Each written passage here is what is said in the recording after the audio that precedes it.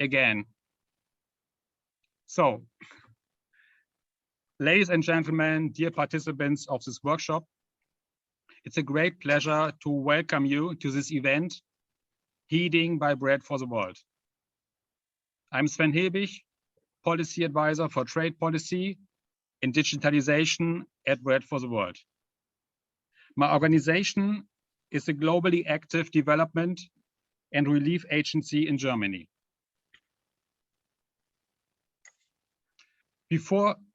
Even before Corona, e-commerce had already been the most important engine of world trade. However, only a few countries and companies have benefited from this ongoing process, especially the US and China and their digital platforms. On the contrary, the Corona crisis has not changed this development. Today, the concentration of data, profit, and power on few corporations is pretty much higher than before the pandemic. At the same time, trade talks are being debated at the WTO concerning an agreement on e-commerce. While transnational corporations are calling for free flow of data, Indian and South Africa and some developing countries seek to establish data sovereignty. They are presenting new policies, including data localization requirements. What we would like to discuss in this workshop are following topics. Why is free flow of data such an important issue in these trade talks? Are there only two options? On one hand, free flow of data, or on the other hand, data localization? Or does exist an in-between solution that would be better for developing countries? And how should digital trade be designed in order to have an inclusion and poverty reduction effect? Now, I would like to welcome 4 experts in trade policy on our panel. Our first speaker is Mrs. Vahini Naidu. Vahini Naidu is the coordinator of the Trade for Development program at the South Center, an intergovernmental think tank of developing countries. She's an international trade negotiator since 2009, specializing in trade and services and digital trade. Before that, she worked as a counselor at the South African Permanent Mission to the WTO. Welcome, Vahini Naidu. Vahini, please could you explain from your perspective why this debate about free flow of data and especially data localization is so important in these trade talks about an e-commerce agreement? And what is behind this debate? And what is the perspective of the South Center? Okay, thank you very much, Sven, and thank you, colleagues, for extending the invitation to the South Center. Well, essentially, the debate that is increasingly being challenged is around the notion that data flows has a role in facilitating trade in goods and services globally. But if we interrogate why the free flow of data, and in particular, demands from developed countries to ban requirements on data and server localization, the arguments is that these measures negatively impact global supply and value chains and disrupts trade and stifles innovation.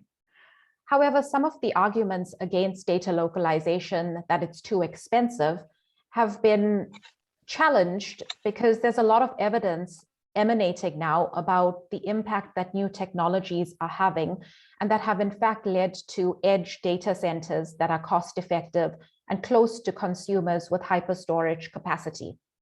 In addition, there's also evidence now that data centers are in fact the new factories of basically and how of the internet. Okay, hi, nice to meet you. We also have IoT applications such as smart cars, smart cities, etc., that is expanding data center demands. So notwithstanding the fact that some of these provisions regarding data flows and data localization measures are increasingly being questioned about why they are contained in trade agreements, it does point ultimately to the stark reality of the digital divide, but more importantly, the data divide. You see, the huge data divide de facto gives first movers competitive advantages because these countries have the data infrastructure to collect, process data, and convert it into information and knowledge, which are primarily digital platforms and big technology companies located in the north, where most of the data centers are hosted.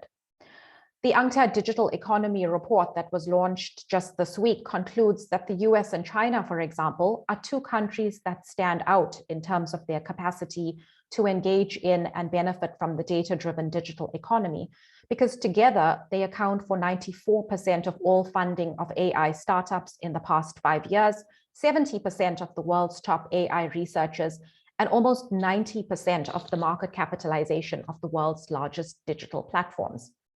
But in practical terms, the free flow of data is actually a one-way flow of data coming straight out of developing countries and into developed countries, as developed countries have protected their own data with well-established data protection laws. For example, in the EU, we have GDPR, or there's countries that have the data infrastructure and associated capabilities to generate information and knowledge from the data. For example, the US Chamber Technology Engagement Center published a report where it states that innovation drives our economy and data centers drive innovation. So if data centers drive innovation for the US, for example, but data localization is very bad for developing countries because it stifles innovation, who should we believe? Data localization is somewhat of a contentious issue in the EU, as some members want localization, while others have a preference for the free flow of data across borders.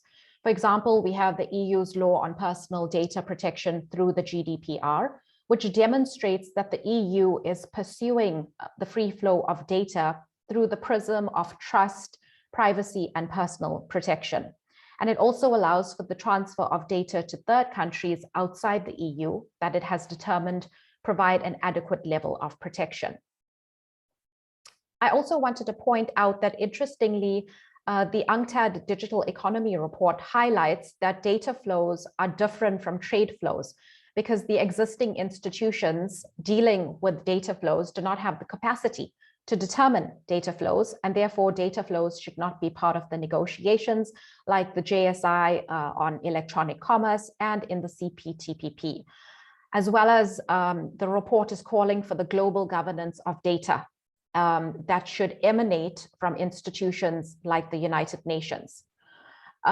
Just quickly to touch on China's cybersecurity law, insofar as data localization is concerned, they do have a law that requires critical information infrastructure operators to store certain personal information and important data generated from critical information infrastructures in China. Sven, just to specifically respond to your question about the center's perspective, well, institutionally, the position will emerge from our constituencies' perspectives and what developing countries want. The center provides a common platform for countries to debate issues of concern and interest, and wherever there is consensus, that becomes the position of the center. Therefore, the approach to data flows and localization is likely to be formulated from the perspective of promoting the digital industrialization of developing countries and protecting the policy space of developing countries. Thank you. Thanks a lot, Bahini. Our next speaker is Torbjorn Frederickson. Mr. Frederickson is the head e-commerce and digital economy branch at UNCTAD. He's responsible for UNCTAD work on e-commerce and digital economy. That includes the Digital Economy Report, the E-Trade for All initiative, and the intergovernmental group of experts on e-commerce and the digital economy. Before joining UNCTAD, he held positions at the Invest in Sweden agency and the Swedish Ministry of Industry and Commerce. Welcome, Mr. Frederickson. Mr. Frederickson, yesterday, the UNCTAD launched its new Digital Economy Report. The report pointed out that data is one of the key issues from a development perspective. What are the key messages of the report regarding the governance of data and data flows? And what is required to ensure that the growing role of data and data flows generates more inclusive and sustainable outcomes? Thank you very much, Chair. And as you have asked me to share with some information of the findings of the Digital Economy Report, I'm grateful to Vahini, who already prepared the ground a little bit for this. And you know, the whole purpose of this Digital Economy Report, to which there is a link in the chat for those who are interested, is really to stimulate the discussion about how to deal with data and data flows. We think this is perhaps one of the most important development challenges that we're facing in the world, and we don't think that this can be really well solved without having a very multilateral, very multi-stakeholder, and very multidiscipline approach to discussing about these issues. As has already been mentioned, data are today a very important economic and strategic resource. If it is well managed, data can help us overcome some of our most important global development challenges. If we don't handle them well, they can rather lead to infringements of human rights, they can generate highly unequal development outcomes, and even undermine the functioning of the internet itself. So how we deal with data matters a lot. In the past few years, we have seen that data flows have surged, although it's very difficult to measure them properly. And this is only the beginning, of course, as more 5G systems will be rolled out and we will increasingly use the Internet of Things. Even more data will be flowing and we'll see more people coming on board the Internet. But while this data-driven digital economy is evolving very rapidly, it is doing so against the backdrop of huge divides and imbalances in the world economy. So we have a very uneven playing field in a sense when it comes to harnessing data around the world. And Vahini already mentioned that we stressed the strong role of the United States and China, and especially the platforms from these countries that are very, very dominant in the digital economy in a different way than what we are used to seeing in the global different industrial sectors, where you have had a more clear division between North and South. Here we have a very large developed country and a very large developing or emerging economy that are dominating the scene, where instead the EU and other developing parts of the world are playing relatively small roles so far.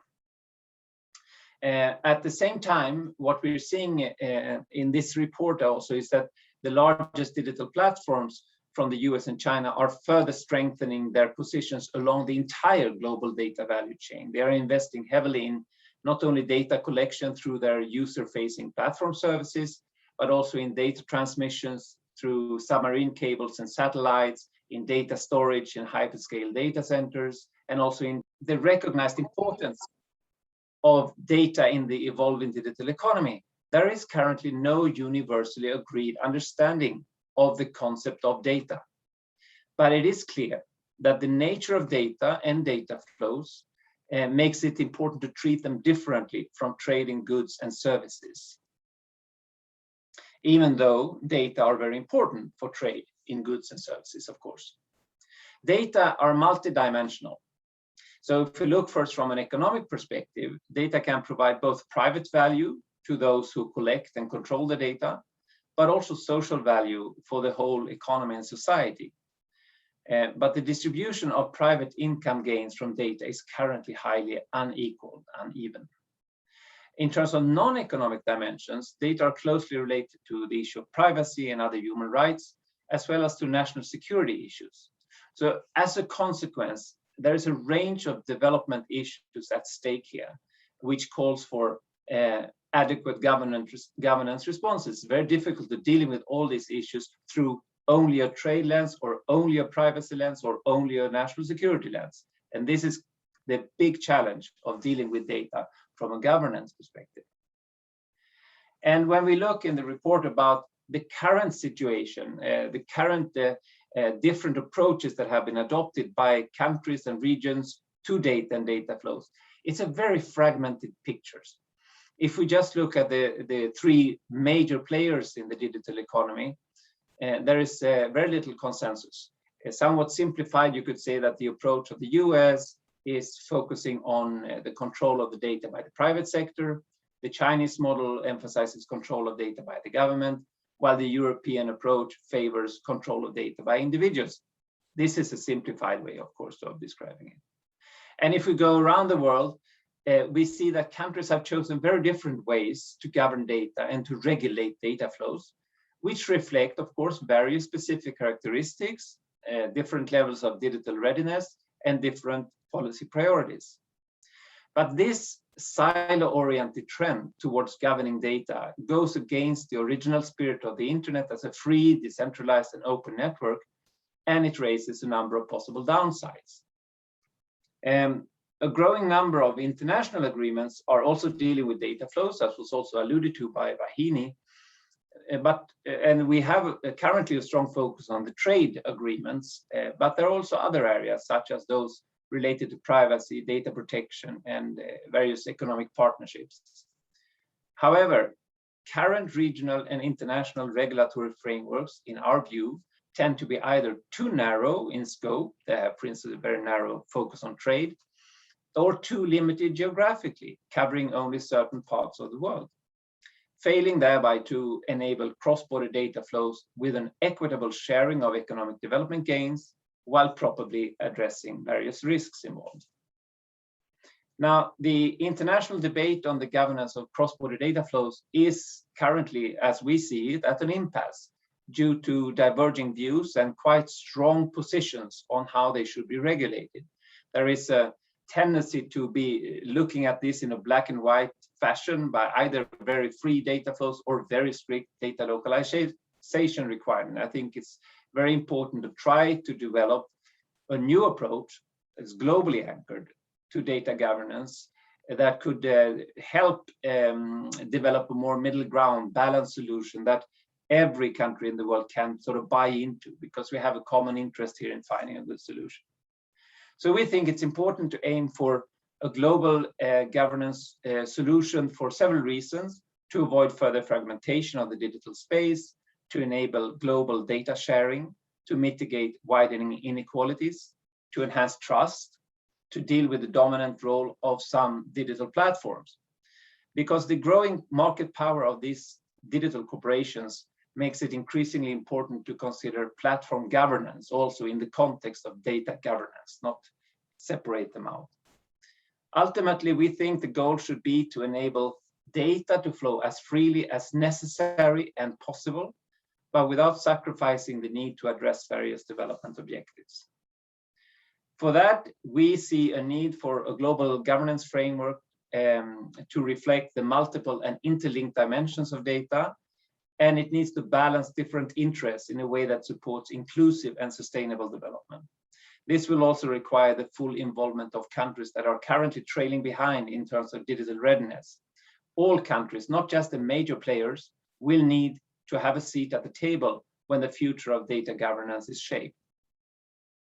We think in order to remedy the current underrepresentation of most developing countries in global and regional initiatives, that the United Nations should play a key role in this context. But currently, the set of institutions, even within the UN, may not be fully fit for this purpose. So against that background, we are recommending the creation of a new UN coordinating body that has a very clear mandate to work on data and development issues, and with the right skills to implement that mandate. This could build on already existing initiatives within the UN and beyond, and it would need to be multidimensional, multi-stakeholder, and multilateral in its activities. Some of the key tasks for it would be to help to agree on definitions and taxonomies, to strengthen the measurement of data flows, to deal with data as a public good, explore emerging forms of data governance, agree on rights and principles, etc. And the work towards developing a new global governance set of rules would also have to be accompanied by greater international support to help strengthen the ability of developing countries to create and capture value from data. Now, the report is more than 200 pages long, so I could just give you a snippet of this, but I hope it can contribute to the dialogue. Thank you so much. Thank you.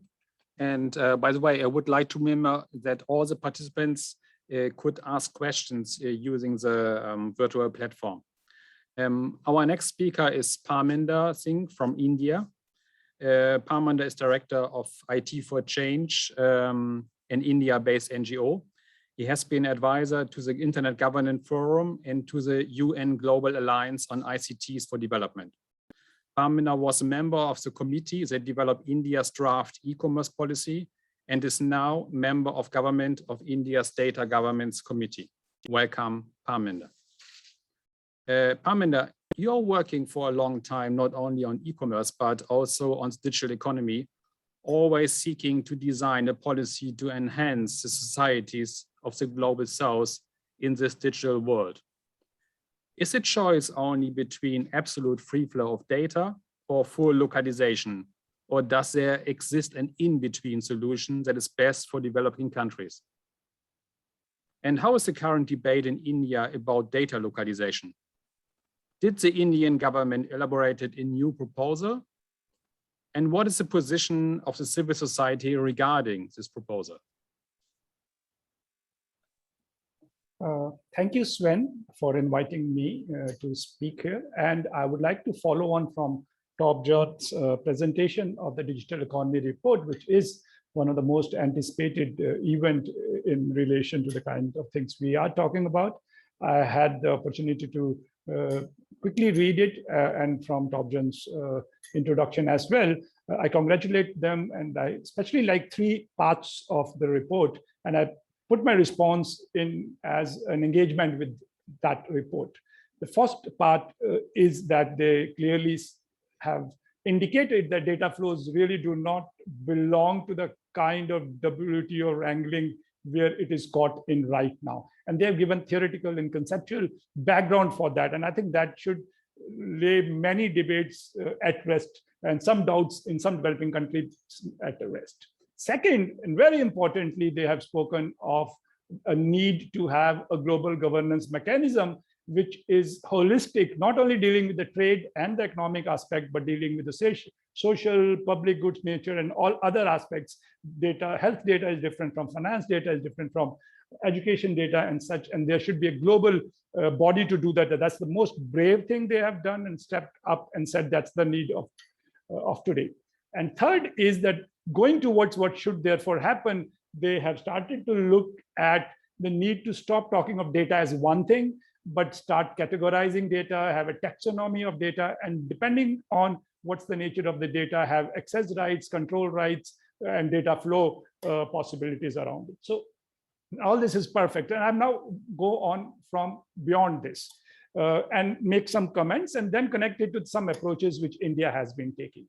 The report says that it should not be a part of the WTO wranglings, largely because it's not a nature of a good and services. And it later says that ownership is a difficult concept to talk about in terms of data, because it is a resource which can simultaneously be used by many people. But so is knowledge, right? And knowledge has intellectual property right frameworks around it. So what we need is therefore economic rights to data, and that's what India has done a lot of work on giving primary economic rights. That's what the term they use, which basically is ownership. Second part about categories of data, and I think where we need to do more work is on aggregate data. Nobody touches the aggregate data part because immediately aggregate data brings on in a collective subject, and India has gone forward and done again a lot of work about the collective so-called community subject of aggregate data, and I'm coming shortly to what that approach is. And third, of course, the need for and place in the global UN architecture for digital policies. This is a long-standing demand. I have been very active since the World Summit on the Information Society, fighting for that demand along with developing countries, and G77 have, and IPSA has resolutions asking for an intergovernmental platform, which should work in conjunction with the already multi-stakeholder IGF. And I think that again is very good. Now, coming back to what India has done, and though this report of India, the draft report of the Non-Personal Data Committee is referenced in the Digital Economy Report, but not the most important part. And if I may say it lightheartedly, I think somebody has done a control function and gone just to the data flow part of that report and seen that part. Now, the issue is that that's the least important part of that report, vis-a-vis even the subject on which the digital economy report is presented. The most important part is that they've actually gone and ascribed ownership of aggregate data to communities who are subject of data. And they've defined what a community is. They've defined what would community data be, data which is of which a community is subject, it pertains to a community, arises from a community, and so on. And also details what kind of economic rights that community has. Now that is at a overall conceptual level. Community owns all the data which is produced from that community, within that community, and of which the community is subject, which could be the commuters of a city or a whole national community. After doing this theoretical work, I understand is translation into practicality of what that ownership means is most important.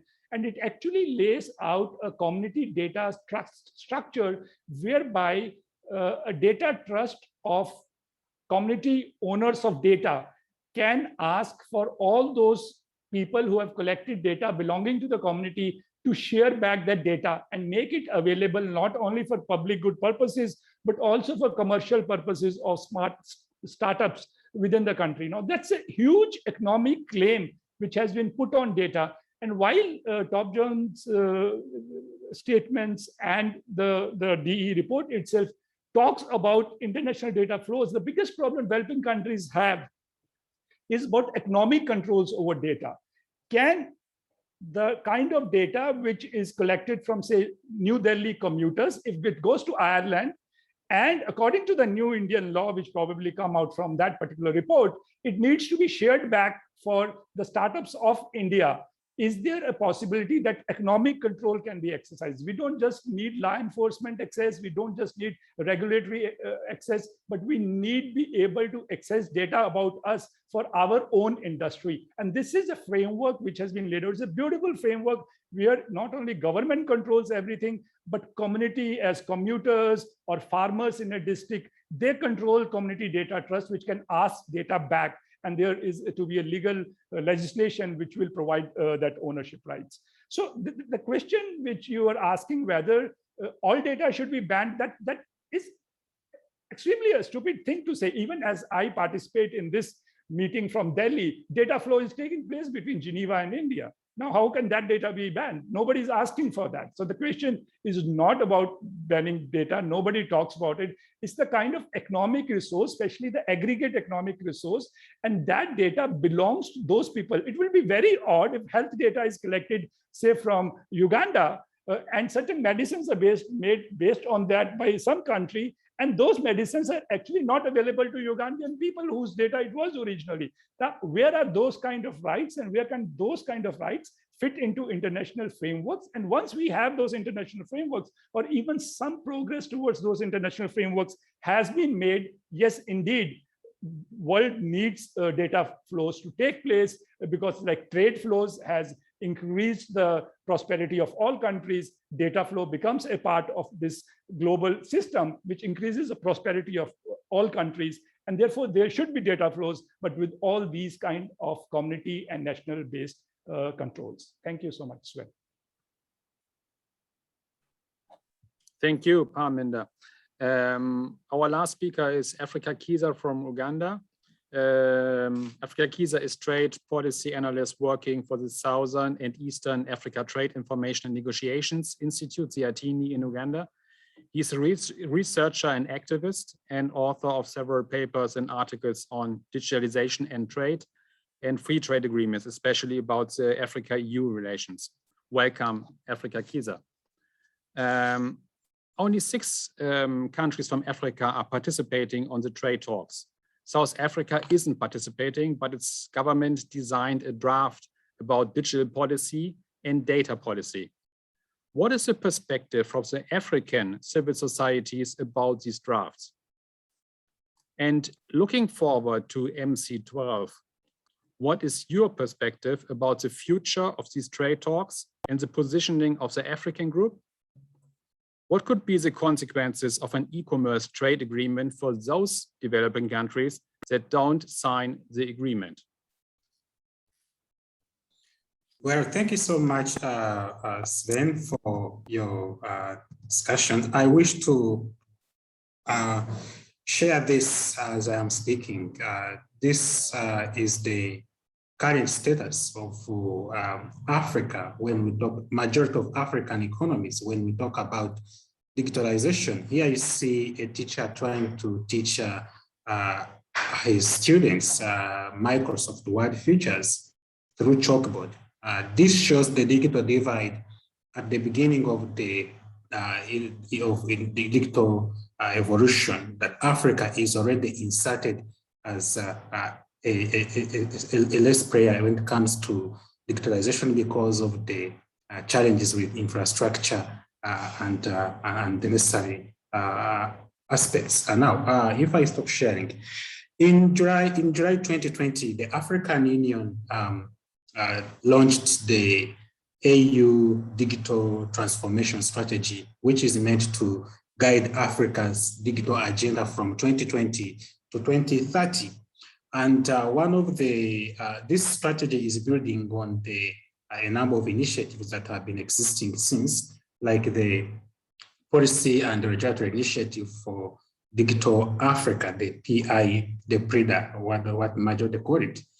And the digital transformation strategy of 2020-2030, apart from what other countries like South Africa has put in place, it looks at integrating Africa through digital aspects of social, cultural, and economic, including other parameters like digital governance, digital education, digital agriculture, digital trade and finance, and all that. So we would say that currently Africa has a digital transformation strategy. But again, a careful read and analysis of this strategy brings out inherent gaps that are very important to consider if Africa's place in the digital economy is to be defined. One of these gaps, for example, is there is no strong provisions on technology transfer.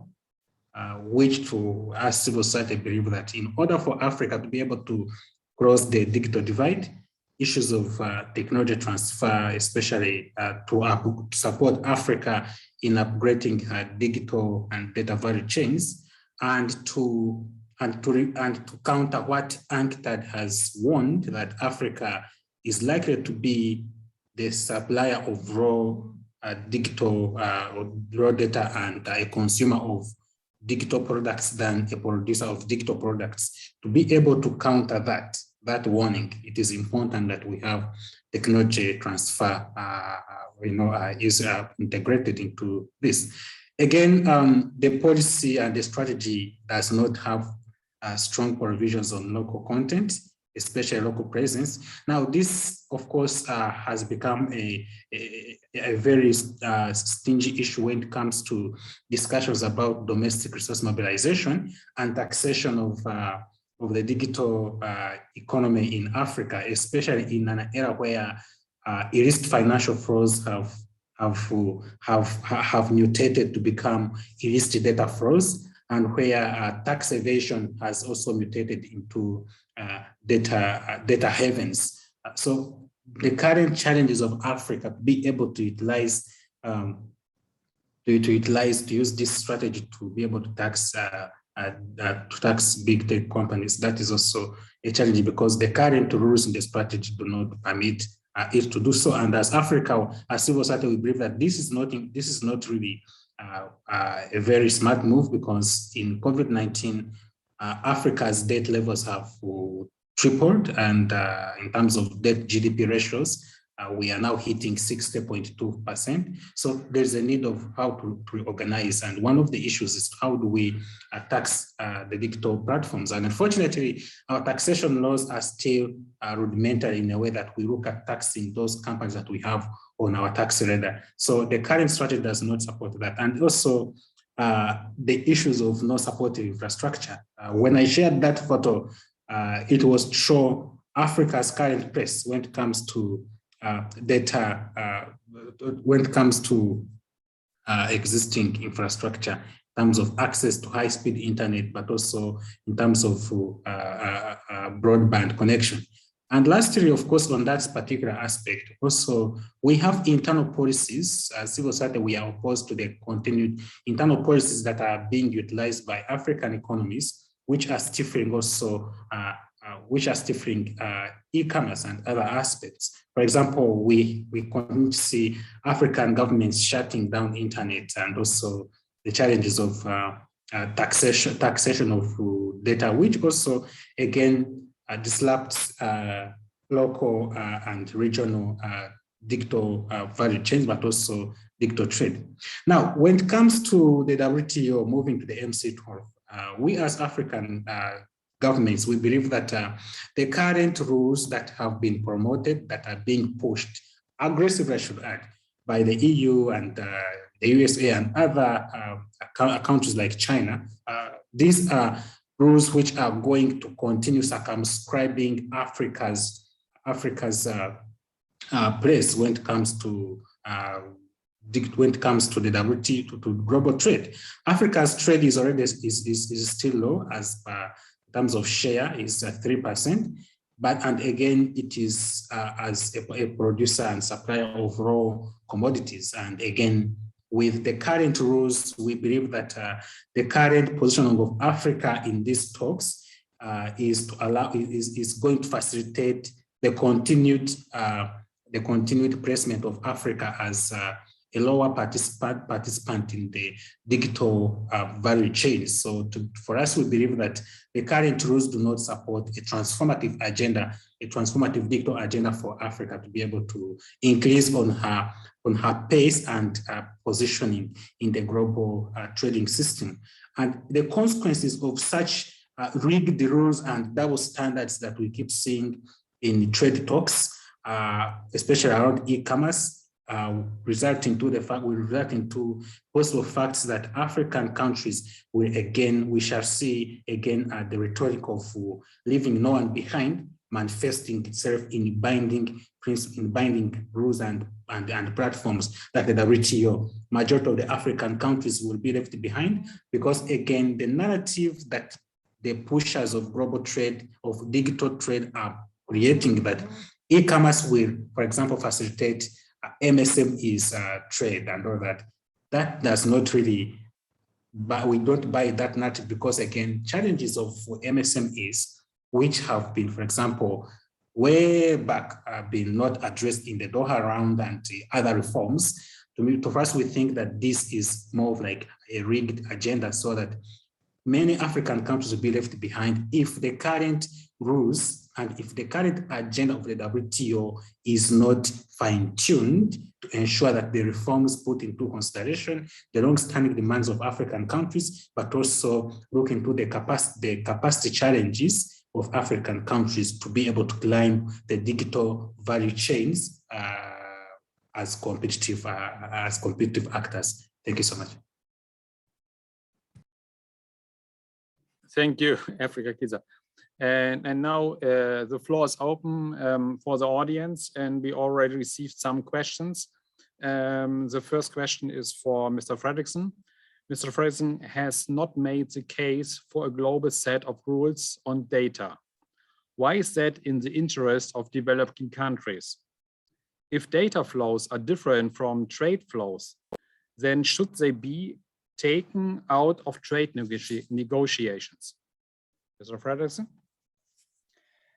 Yes, thank you for that question.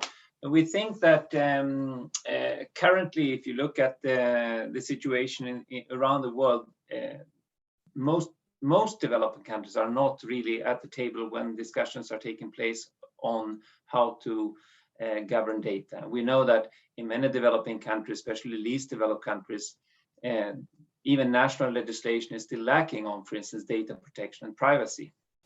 And we think it's very important because the way the world is evolving now, with more and more digitalization of more and more economic and social activities, there will be a generation of data in all countries increasingly. And the way that the internet is operating, that means that data will be flowing across borders.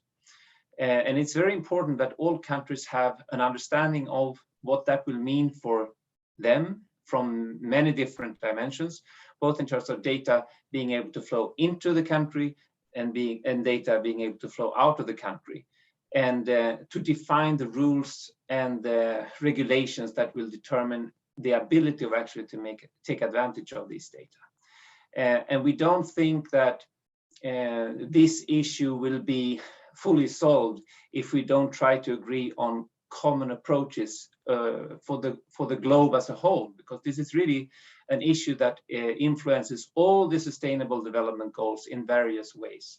And that's what's stressed by Parminder earlier. Different data have different implications, but we still need to have a common understanding of this situation. And in the process of defining how we should deal with data for the long term in the world, we need to have a global discussion. We need to have a global dialogue that really reflects all the perspectives of all the countries and stakeholders. If we confine the discussions to only a trade perspective, it will be very difficult to factor in all these dimensions in the debate, because a trade negotiations is really focusing on an economic exchange between countries. And we think that data matter a lot for trade. There's no doubt about that. But first and foremost, data flows and how we deal with data is first and foremost a development issue. And for that, we need all the different countries of the world to participate in this process. Exactly what this will result in is too early to say. Right now, we have a fragmented situation in the world, and it's not conducive to a common agenda for promoting benefits for all in the world. And currently there is much greater possibilities for certain stakeholders, certain countries and certain corporations within certain countries to take full advantage of what is going on in the world right now. And we don't think that that is sustainable for the long term. So from that perspective, we think it's extremely important that this dialogue and the development for data governance is really global in nature. Thanks, Mr. Frederickson. I guess it's really a key question. So I would like to ask the other three speakers if they want to add something.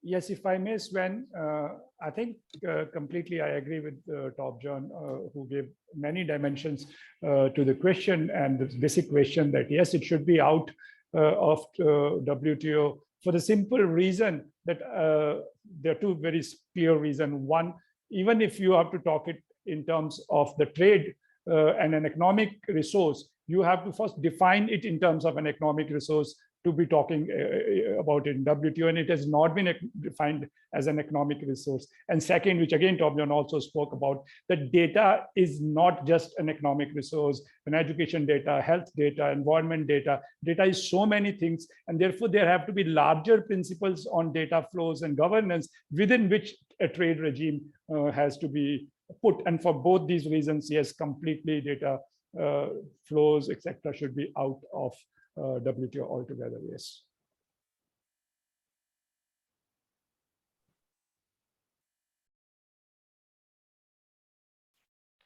Hi, Sven.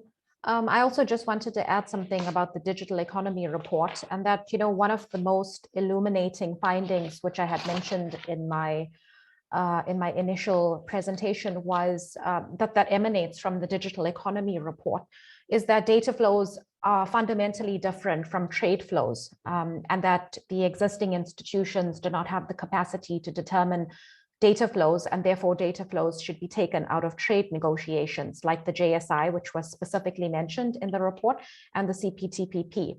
And there is also more information in the report that elaborates on the reasons why some powerful countries prefer to negotiate data flows in the WTO, which I encourage participants to have a look at. Furthermore, the report also proposes that a global framework on the governance of data should be developed by an institution like the UN, as mentioned by my fellow panelist, Torbjorn. And I think this is a very important development where there is acknowledgement at the multilateral level that the WTO is not the appropriate forum to be negotiating data flows. And I also wanted to add that the Digital Economy Report also states that data should be made a global public good.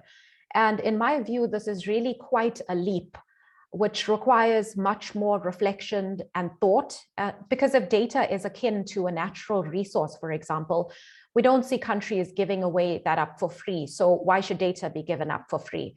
And I think this points generally to the presentations made by Africa from Siatini and Parminder from IT for Change about the importance of the economic aspects given to data. Thank you.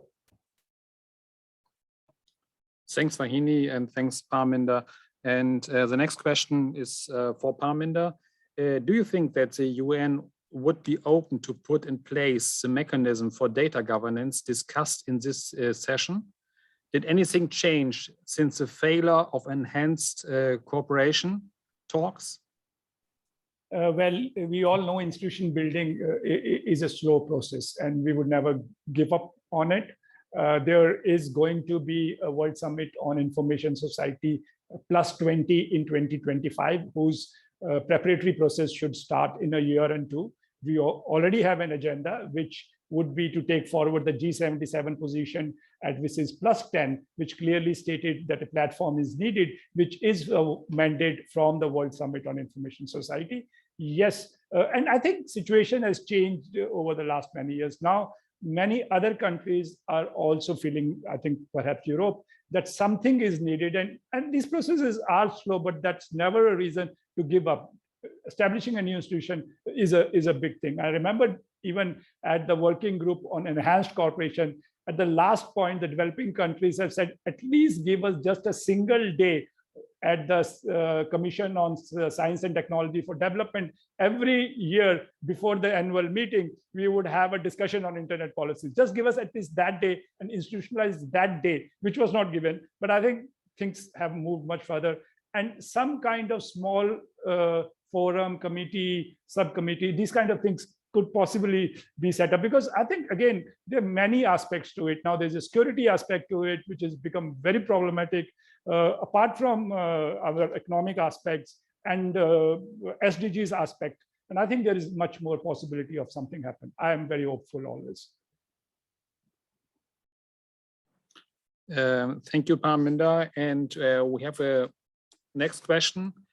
Apart from data, what are the conditions for e-commerce in developing countries?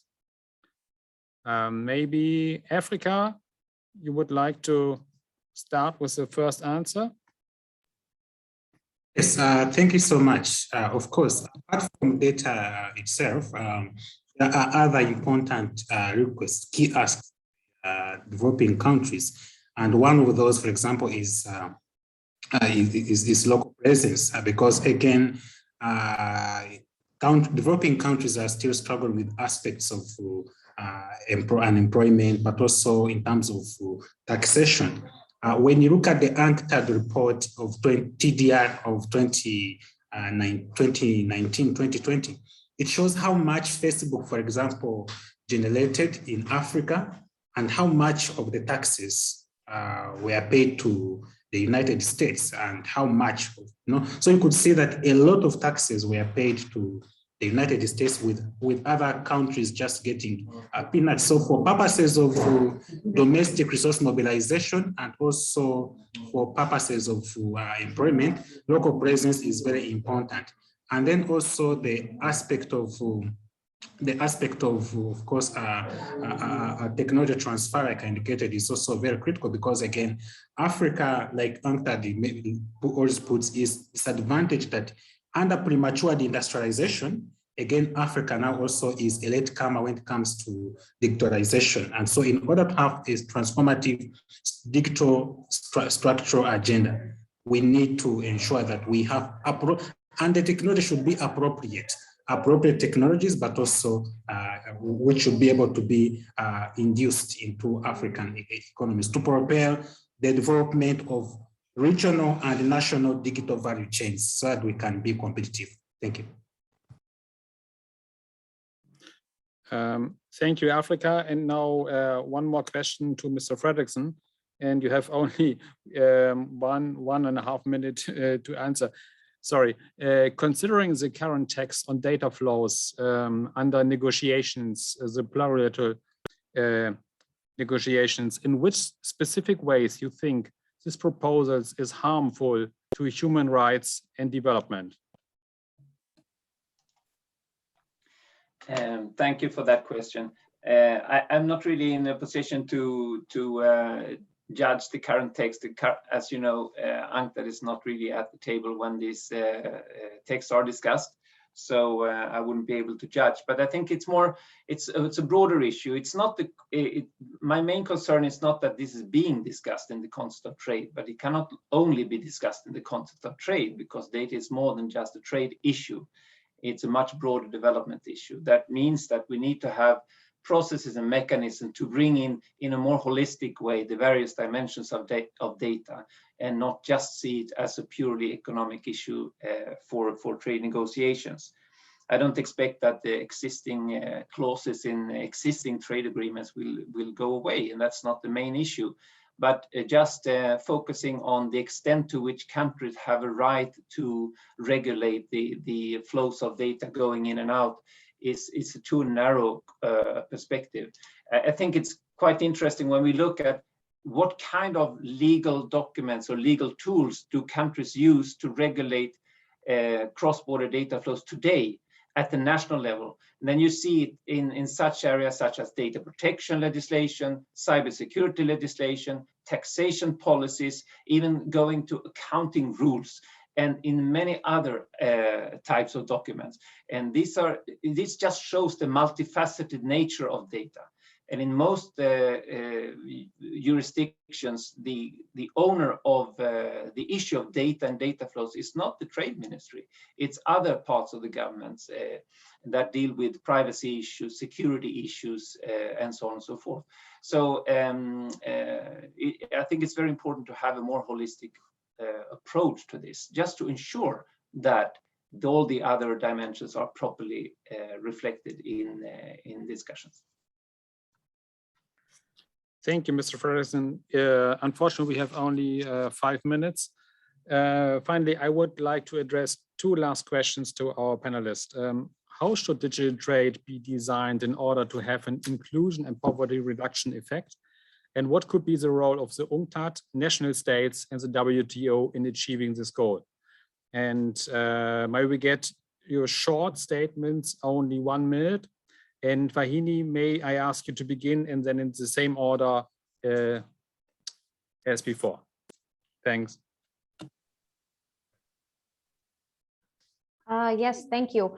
Well, I think the issue of the digital divide has not been as pronounced as it should have been in the session. And I think the fundamental issue has been the impact that the digital divide has had, and that needs to be addressed.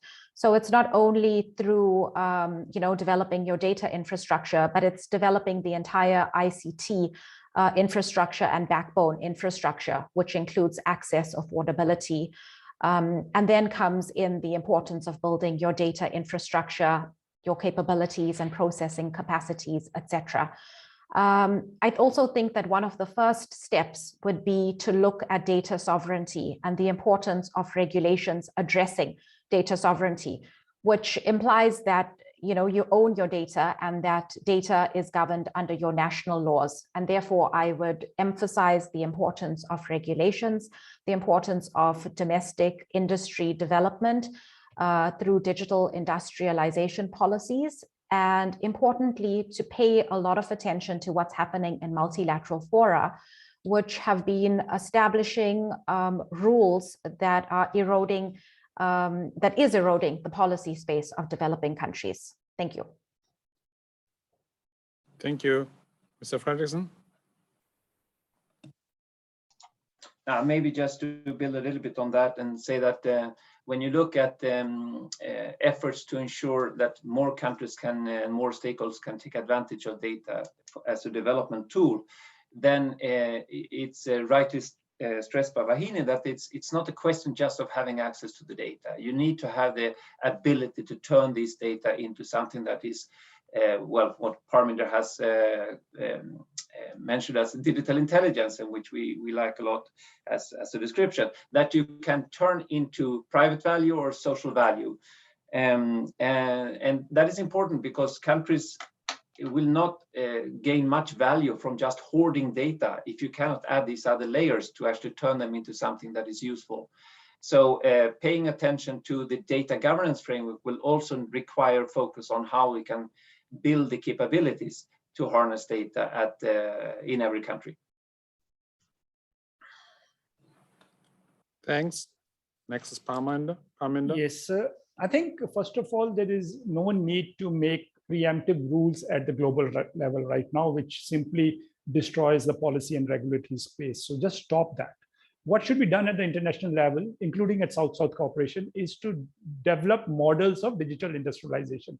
How does digital industrialization take place inside a country, for which I have 3 areas which we should work on. One is, after we make rules of digital and data sovereignty, which Vani talks about, we have to develop data infrastructures. And that's what the Indian report talks about, developing data infrastructures in major sectors, which data is then made available to startups, is collected from all sources. So first is make data infrastructures, but also other digital infrastructures where government of India is actually making platforms, which are common platforms like the unified payment interface in India, but also in agriculture and education and health.